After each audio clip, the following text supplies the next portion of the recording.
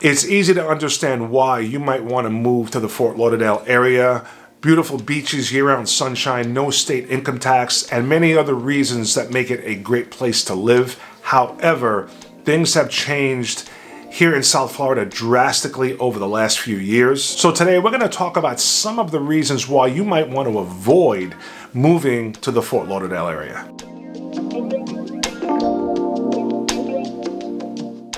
Now, these are in no particular order except for 1 and 2. These are the absolute top reasons why you might want to avoid moving to the Fort Lauderdale area. Number 1 has to be housing prices and the overall cost of living. So from talking to people that are reaching out through the channel looking to relocate, people that live here locally, and also there was a recent poll done of voters moving forward, housing prices is the number 1 concern. So housing prices have skyrocketed throughout the country. It's not isolated just to the state of Florida. The problem is we have more people moving here than any other state, and we just became the second biggest housing market throughout the country, overtaking New York and only second to California. Now, speaking of real estate, one day you're going to want to buy or sell something, whether you're going to be relocating here from another state, whether you're here locally or looking to sell something. Myself and my team would love to help you with the process. You can reach out anytime. All our information is down below, and I'd love to be your real estate resource of choice when it comes to anything having to do with South Florida real estate.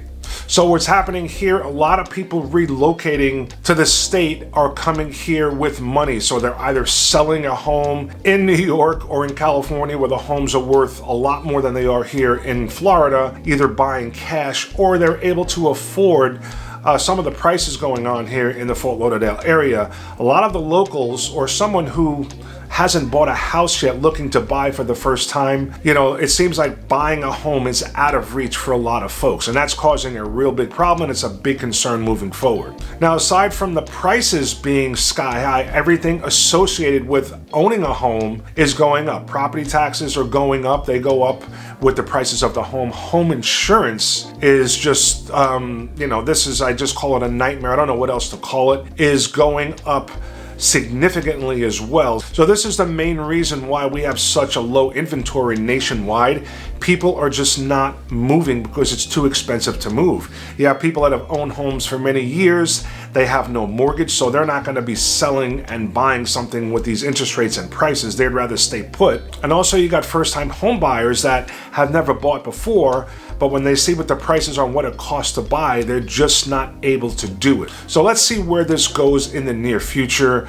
A lot of people are holding on and hoping and waiting that things change and maybe prices go back down. I'm not really sure if that's going to be happening. I kind of believe this is the new norm. You notice that the inflation number is going down, but prices are not going down with the inflation numbers. So a lot of people that I talk to fear that these numbers and the prices of everything right now, this is kind of the new norm, but no one really knows, especially myself. I'm not an economist. So let's see where we go from here as far as the housing prices. Now, the second reason you might want to avoid moving to the Fort Lauderdale area is the overpopulation.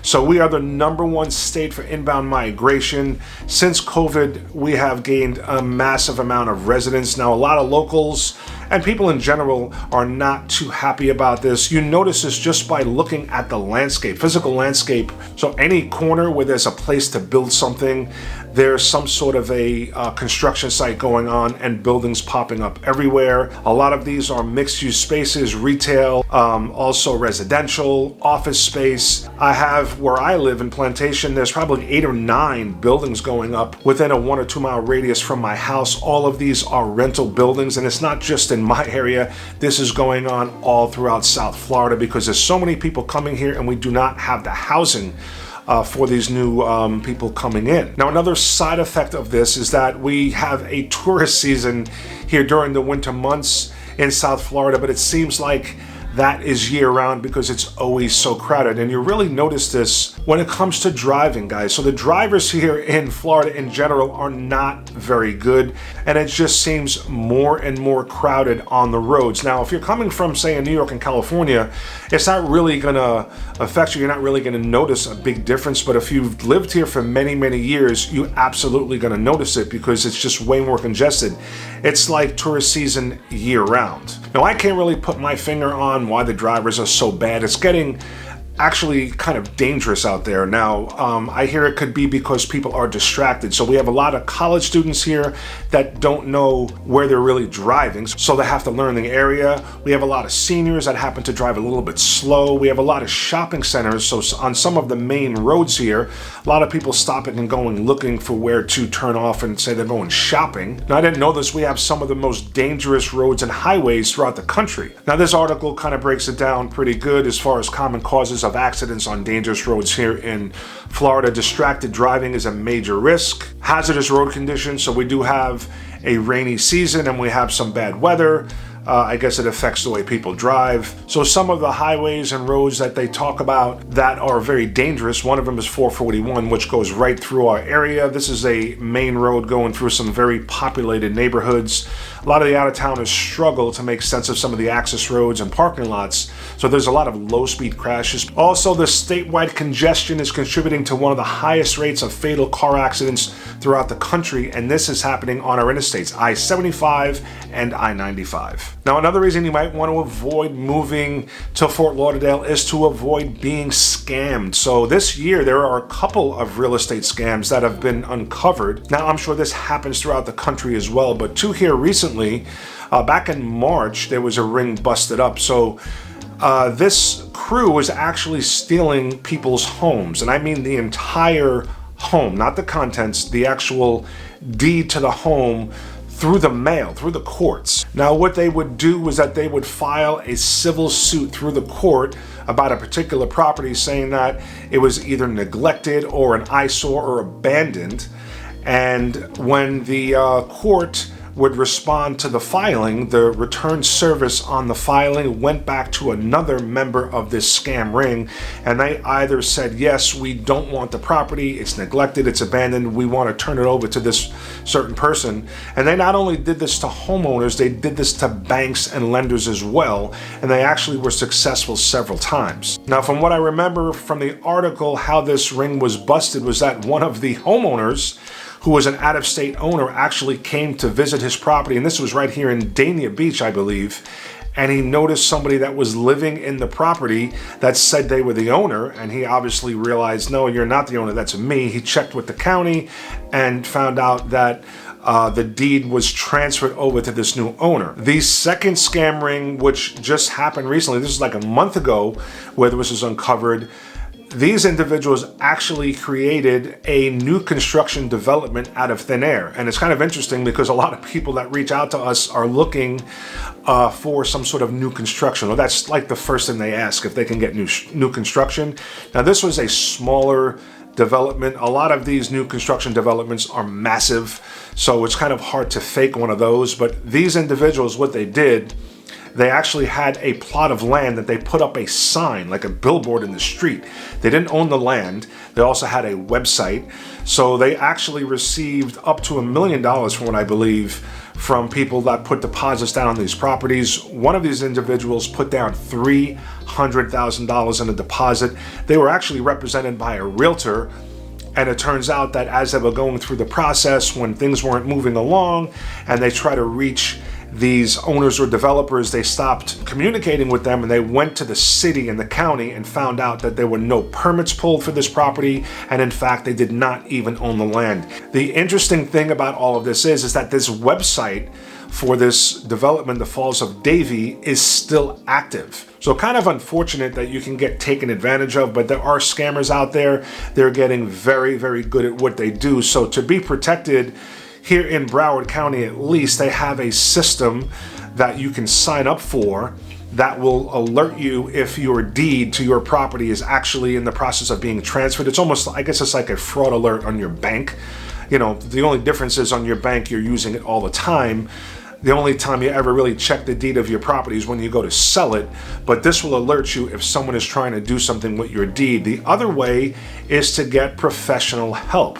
If you're looking to do something with real estate, get someone who knows what they're doing to make sure that you're going to be protected. At the very least, if you're going to be looking at some sort of a new construction development and it's a smaller one, go to the city, go to the county, check to see who owns the property, if it matches up with who you're talking to. Make sure that there's some sort of plans pulled or permits pulled for the new development. You don't want to be like these people that have lost like $300,000 in a deposit for a new property that does not even exist. Now, the next thing has to be dealing with homeowners associations or condo associations, because we have a ton of them throughout South Florida in general. A lot of people that are moving here from other states don't have many associations. We have a bunch. We have homes that don't have them, but we have a lot of gated communities, a lot of communities with a homeowners association, and of course we have a bunch of condos, probably more condos than a lot of other places throughout the country. Now, the reason people don't like dealing with HOAs, number one, you have an extra payment, but they don't like to be told what to do, or they don't like having to live under the rules that are set by the homeowners associations. Now, some people want associations. Some families, some people like having the added security. A lot of these neighborhoods, these associations, these complexes are gated. So you have the security. A lot of them have community pools and other amenities for children. So a lot of people look for associations, but a lot of people don't want them at all. Now, condo associations is a totally separate thing. The problem with that is that everyone that I know that has a condo or is buying a condo are seeing the monthly fees skyrocket. Now, there are a couple of factors contributing to the rise in costs of the condo fees. One of them was the building collapse down in Miami. A lot of associations that did not have adequate reserves and were not dealing with deferred maintenance properly, they are required now to do that. And the other factor is the high cost of property insurance, which is going up. So if it goes up for the building, they're going to pass that cost on to the unit owners, which is unfortunate. Now, I don't know anybody whose fees have not gone up. I have a relative that owns a property right here in Plantation. I think they bought it somewhere around 2009. Their condo fees or maintenance fees were about $200 when they initially bought. They are now $800 a month, and they just got notice that in 2024 they're going up to, I think they said $1,600 a month, which is just staggering, especially for a small building like this. Everyone that I know of has rising condo fees. Just something you're going to have to make sure you know what you're getting into if you're looking to buy a condo, if you're relocating here to Fort Lauderdale in South Florida. And last but not least, guys, we're going to close it out as we're heading into Christmas and the holidays with Christmas spirit. So what I've noticed since I've lived here in the South Florida area is that people don't have as much Christmas spirit as I think they did back when I lived in New York, at least. Maybe because I was younger. I left there when I was 21. Even in California, it wasn't as much as New York. Maybe because as I got older, I saw things different. And I think it has to do with the weather. It's kind of a little bit different when you're used to celebrating Christmas with snow and it's cold, and Christmas comes and it's 70 degrees here in Fort Lauderdale in South Florida. So maybe that's the difference. But what I do notice is a lot less people decorate their homes as they did when I was back in the Northeast in New York. So, you know, we do a little differently here in South Florida. So you'll have Santa Claus comes through in a car, driving through some of the neighborhoods. But one of the things that's really cool, a lot of the communities, we talked about HOAs, a lot of them decorate the actual entrances, which are really, really beautiful. Maybe inside these communities that are gated, I don't really see what's going on. But, you know, I don't see as many Christmas lights. But what is very popular here are the boat parades, the Christmas parades, which is really, really cool. And we're going to close this out with some B-roll where you can see what this looks like and how we celebrate Christmas here in South Florida. So I hope you enjoyed the video and got something from it. If you have any questions about Fort Lauderdale and South Florida, if you're planning a move, looking to relocate, if you're planning a move here locally, or you have a house to sell, whether it's next week, next month, next year, I would love to be your real estate resource of choice here in the South Florida area. All you got to do is reach out. All my information is down below, and make sure you don't go anywhere. We're going to show you how we celebrate Christmas here in South Florida. Take care.